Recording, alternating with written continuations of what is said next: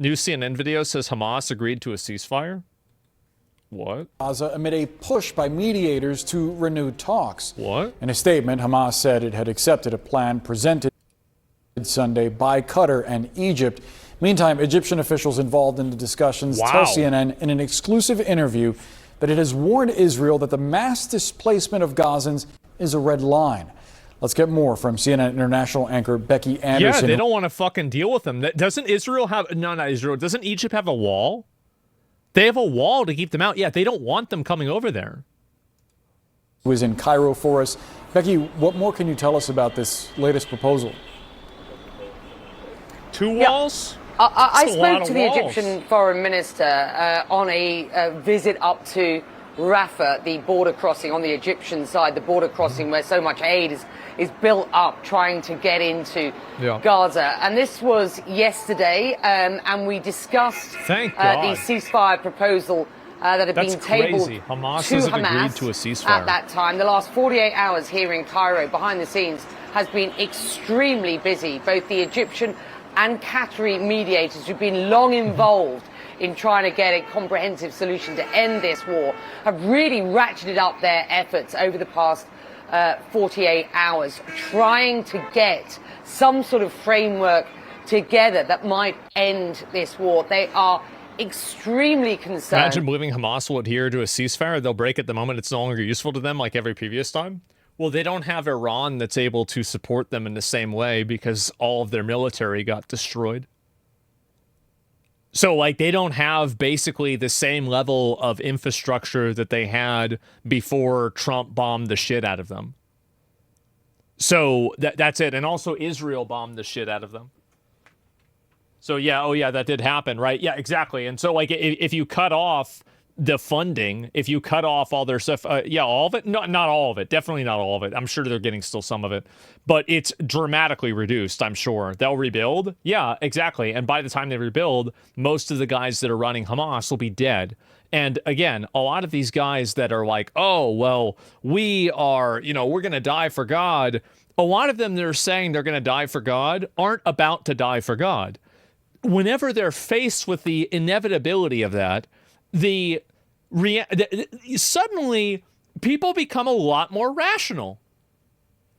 What? You know what? It's like the guy in Syria. The guy in Syria used to be the leader of like Al-Qaeda or ISIS or something like that. You know, now he's the leader of Syria, meets Trump, flies Trump in, everything's great, things are fine. Isn't it crazy how fast people can become rational? You're projecting your own belief. Plenty of them have suicide bombers. You're absolutely right. You're totally right that there are zealots and there are crazy people out there. But I think that there are less of them than you would imagine. And I think that especially as soon as people start to see everybody else around them get killed, well, now it's not necessarily as exciting to do. They aren't the leaders. Yeah, and also they're not the ones that are the leaders. So yeah, most dangerous ones to convince themselves it's a good idea. Yeah, but there's always going to be less and less of them. You're not going to see leadership wear a vest? Yeah, exactly. About the threat of a further expansion of the Israeli war, a threat underscored by the decision by the Israeli Security Council last week to go back into Gaza City and displace those who are there in order to rout out the remaining Hamas operatives there. These mediators tell me that they are concerned for two reasons. That they say this will exacerbate the already catastrophic humanitarian situation on the ground and will further endanger those hostages who remain in Gaza. Now remember, we believe there are about 50, 21 of whom maybe are still living.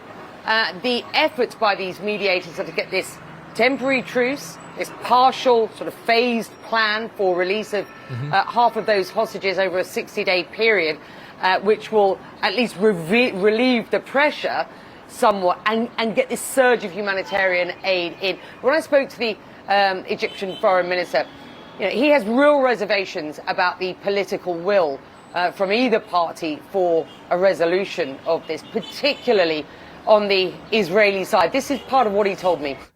Israel doesn't want to stop bombing them.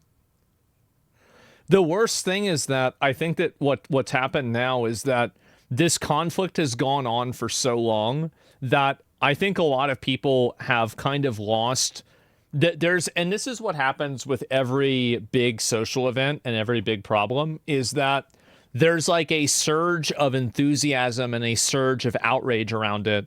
And then over time, people kind of lose interest. They're desensitized. They're tired of it.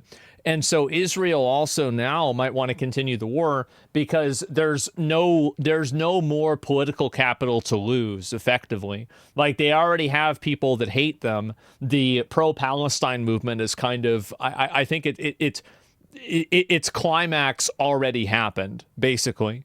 And so now you have, like, yeah, there's still people, like, I think most people think that Israel kind of sucks for what they're doing in Gaza. Like, I mean, for lack of a more extreme way of saying it, I think many people are like, yeah, what the fuck are they doing over there, right? For sure.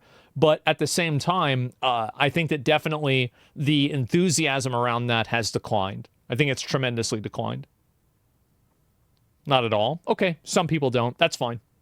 Yeah, that's my outlook on it.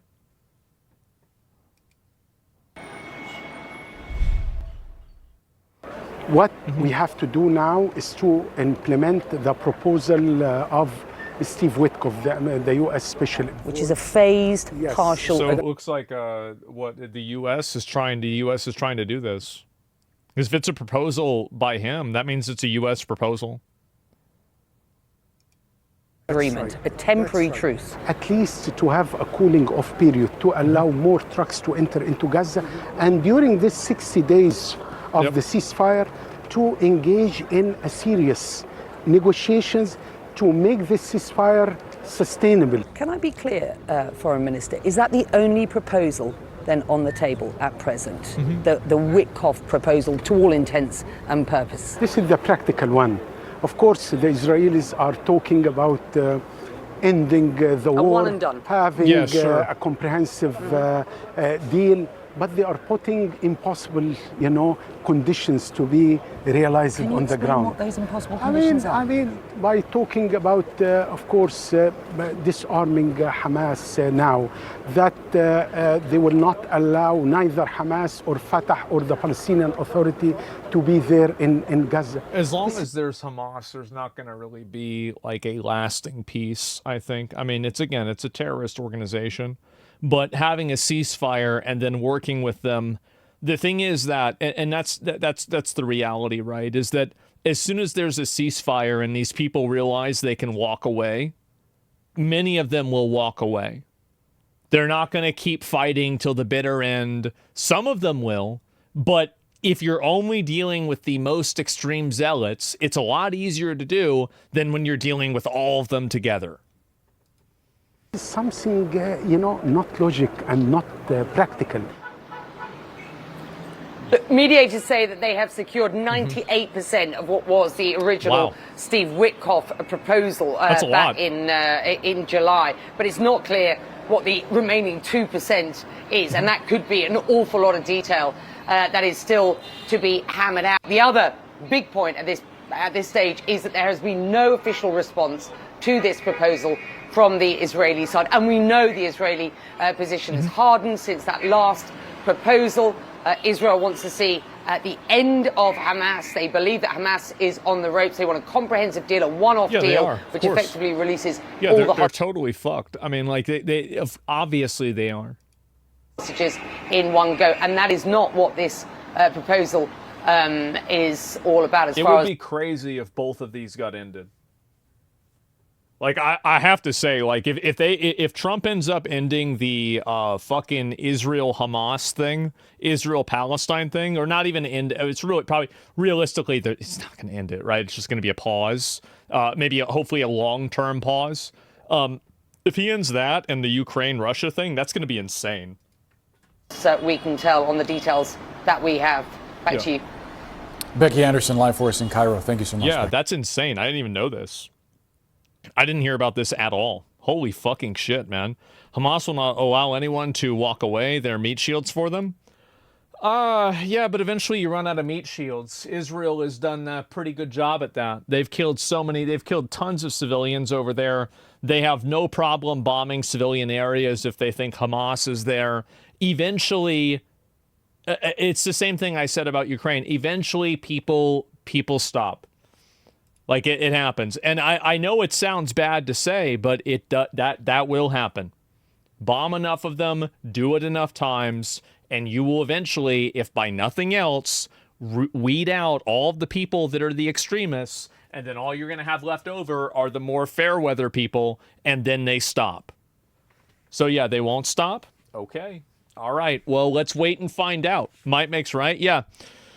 Or you're just saying it's the same thing? Well, I'm saying that I think that in a lot of cases, it actually is. In many cases, Hiroshima and Nagasaki, yeah. I mean, they were, we're going to fight till the bitter end. Yeah, you say that until you watch your family members have their flesh melt off their body. And then, maybe let's not do this anymore. Let's think of a solution here. And so even Japan, exactly. And so it's very easy to solve these problems. It's just that in doing so, you have to be so brutal and evil that many people don't want to do it. And that's really what it is. They killed their own family members? Exactly. They get atomized? Exactly. The conflict won't stop for a while? No, but you'll definitely have the people that are fatigued from it that want it to end, at least temporarily. So yeah, it's that simple. These people don't think, bro. I think they do. I think they do. I think that I've seen a lot of interviews from like just random Palestinians. Yeah, they want this shit to be over. Obviously, some of them don't. Sure. They're not stupid. Like, they're not retarded. Like, they may not be educated in some cases, of course, because their schools are blown up. But they're not stupid. They understand clearly what's happening here. Yeah, tired as hell? Exactly, yeah. And this is what's happened with anything. And, yeah, you show them it'll get worse if it continues. Yeah, technically Japan surrendered before the bombs were dropped. I'd have to go back and see. I don't remember that myself. But, yeah.